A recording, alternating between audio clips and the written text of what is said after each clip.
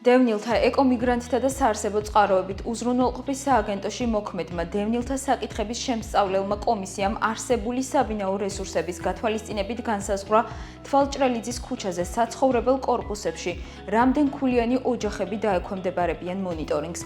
ბინის მიღების მსურველი დევნილი ოჯახებისთვის მინიჭებული ქულები შეგიძლიათ იხილოთ დევნილთა ეკომიგრანტთა და საარსებო წყაროებით უზრუნველყოფის სააგენტოს ვებგვერდზე ან სააგენტოს ოფიციალურ Facebook გვერდზე. საიტის გახსნის შემდეგ პირველივე გვერდზე გამოჩნდება ფანჯარა "გაიგე შენი ფულა".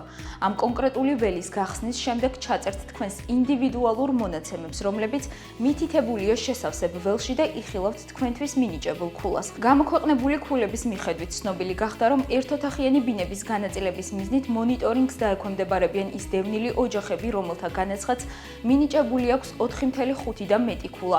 ოროთახიანი ბინების მისაღებად საჭიროა 6 ან მეტი ქულა.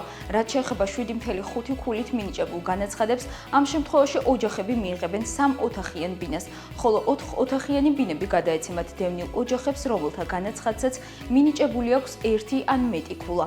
რაც შეეხება ოჯახებს, რომელთა ქულაც ამ მომენტისთვის არ აღმოჩნდა საკმარისი მონიტორინგისთვის, განსახლების მომდევნო ეტაპზე განიხილება.